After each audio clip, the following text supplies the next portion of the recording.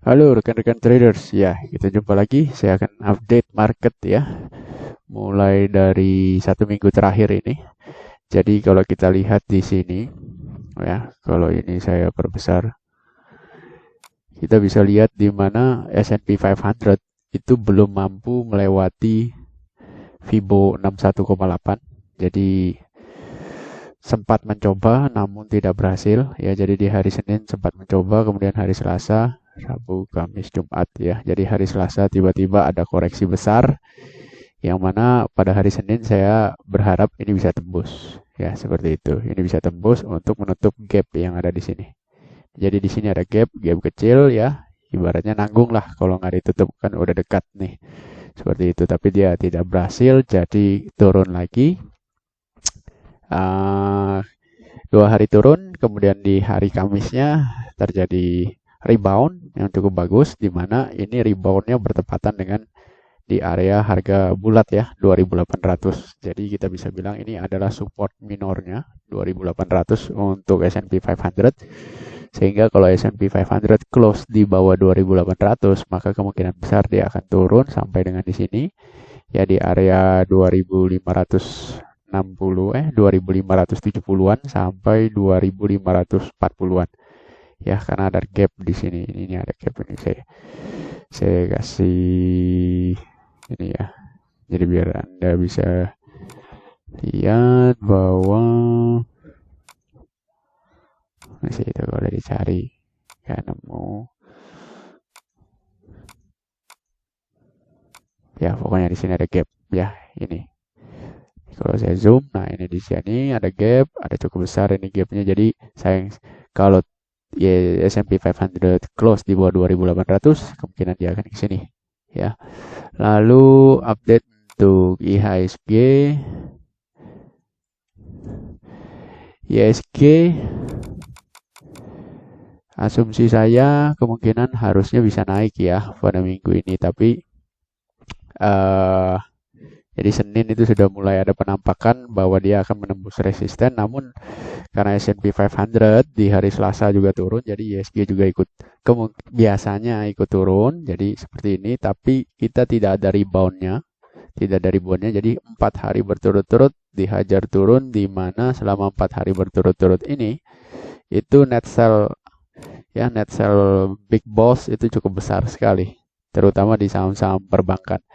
Namun di sini ada hal yang cukup mengembirakan ya. Jadi ada support di area sini, ini belum dijebol. Ya, jadi support ini belum dijebol, masih bertahan. Jadi di area sini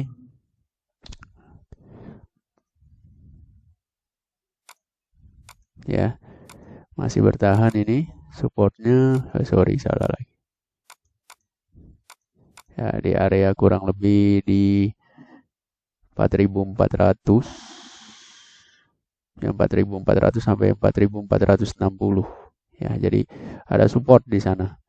Oke, ini kenapa garis warnanya kuning, garis merah. Oke ya, jadi untuk ISG seperti itu, dan S&P 500 sudah, ISG sudah. Kemudian sektor yang paling dibanting pada minggu ini adalah finance ya. Jadi sektor finance, nah ini adalah sektor finance ya. Jadi minggu ini adalah minggu yang kurang menggembirakan bagi sektor finance, di mana tekanan jual masih terus berlanjut ya. Sektor finance ini adalah tulang punggungnya ISG, dan yang paling ramai dibicarakan adalah BBRI ya, sehingga di mana dia close di bawah 2440 dan membentuk lower low. Ya, hari Jumat dia tutup di 2240. Akan keberlanjut, I don't know. Yang jelas kalau kita berpatokan pada target penurunan daripada pattern triangle ya, seperti ini patternnya ya. Kalau Anda lihat set, nah saya tarik begini aja karena ini lebih banyak kena nih. 1, 2, 3, 4 ya. Target penurunannya adalah seperti ini kalau kita ukur.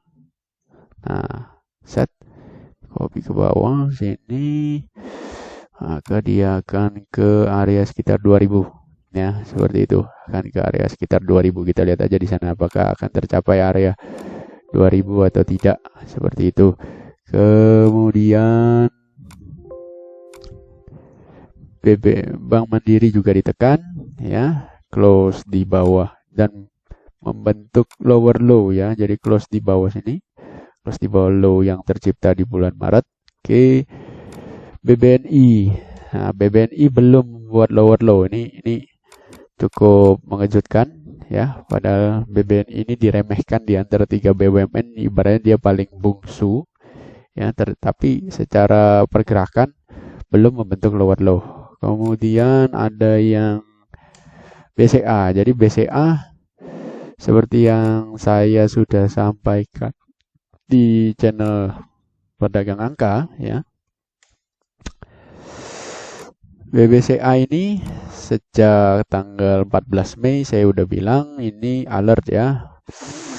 Dia close di bawah triangle pattern, ya. Triangle pattern kita buatnya seperti ini. Jadi ini titik tertinggi, kita hubungkan ke sini, tes, ya, ke titik yang ini. Kemudian kita mencari bawahnya, yang ini kita hubungkan ke sini, thread. Nah, jadilah triangle pattern. Triangle pattern close pada hari Kamis, close di bawah support. Kemudian Jumat ini membentuk lower low. Jadi lower low yang dimaksud adalah sini. Jadi ini low pada harga 24.000, sedangkan hari Jumat tadi close di 23.925. Jadi sudah membentuk lower low. Hati-hati, ya. Jadi kemungkinan besar harga di bawah ini cepat atau lambat bisa saja tersentuh 21.600-an. Ya, nanti di situ akan terjadi pertarungan yang cukup sengit, ya. Apakah akan bikin lower low atau tidak? Seperti itu untuk BBCA. Nah, selama sektor finance ditekan, itu yang ditarik naik adalah sektor consumer, ya. Nah, ini dia. Sektor consumer kalau Anda lihat chartnya selama 1 minggu terakhir uptrend, ya.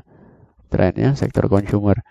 Dan ini dimotori pergerakannya oleh Unilever, ya. Dimana untuk Unilever saya udah pernah publish juga di channel Berdagang Angka, ya. Sejak nih, jadi sejak kapan ini? 30 April, bahkan sebelumnya, ya. Nah, sejak 28 April, ya, saya bilang di sini ada resisten, ya.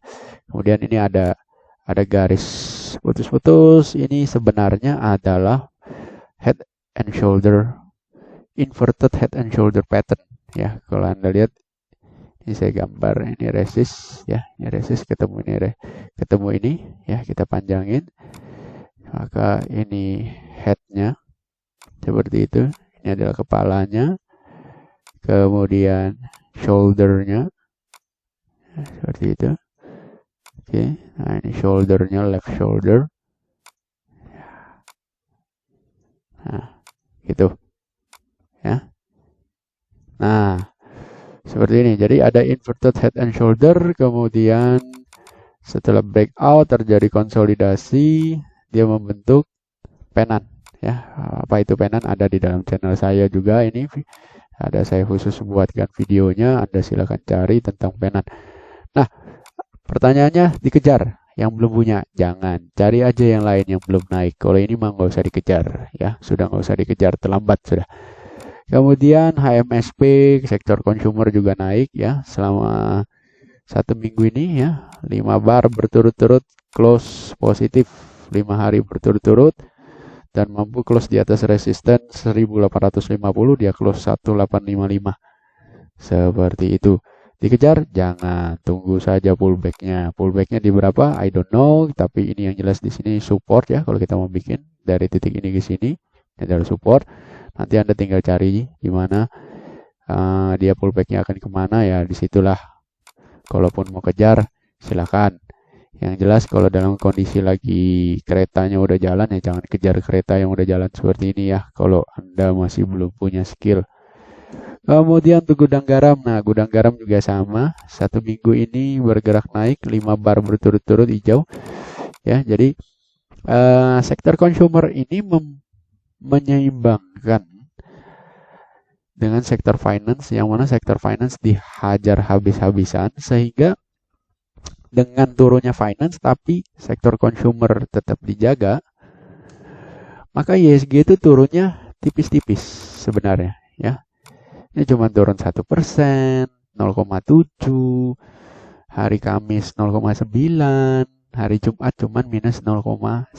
Padahal hari Jumatnya BCA itu turun 2,7, hari Kamisnya 3,7. Jadi dalam satu minggu terakhir ini BCA udah turun lumayan nih ya.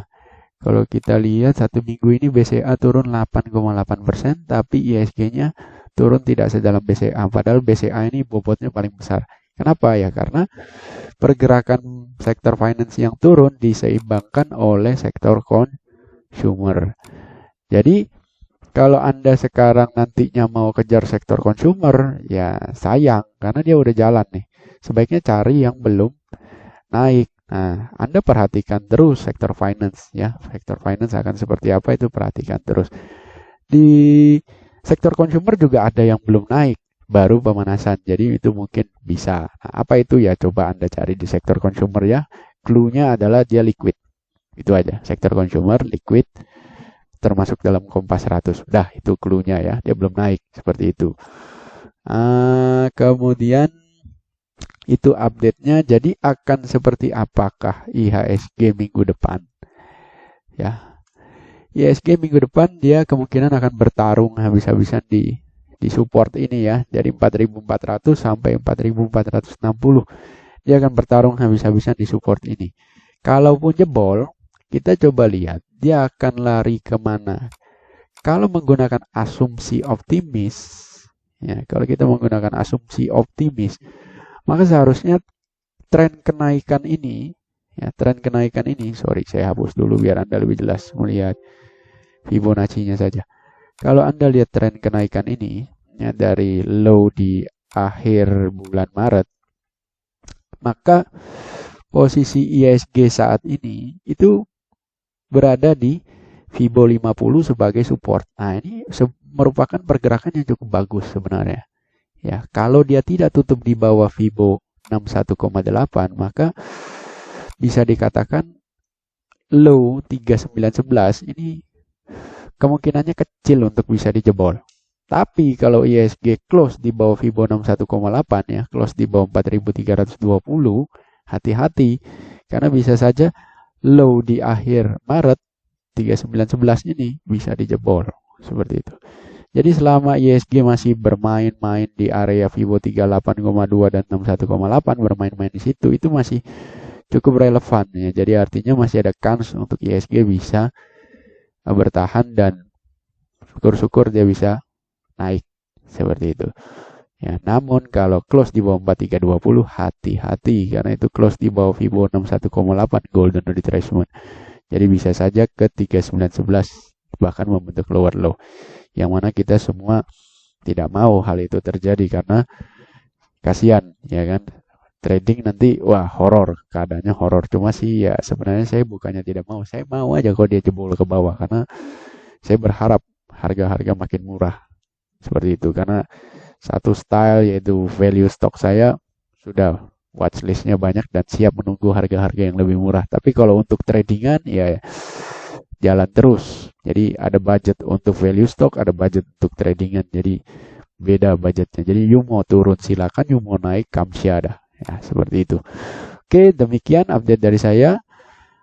Seperti itu dan bagi yang mau mendapatkan update di channel Telegram Berdagang Angka ya, Anda silahkan saja lihat di kolom di bagian description, di situ saya taruh linknya untuk langsung masuk ke channel Telegram Berdagang Angka supaya Anda bisa dapat update-update seperti ini langsung. Dan kalau akan buka membership Angka Bicara juga saya akan infokan di sini ya, di channel Telegram Berdagang Angka. Jadi saya harap langsung saja Anda join di sini. Kalau yang berdagang angka ini free ya. Jadi Anda bisa join. Nah seperti ini saya barusan info bahwa akan segera dibuka membership angka bicara yang ke-22. Seperti itu, infonya ada di channel Berdagang Angka. Oke, sekian dari saya. Thank you for watching.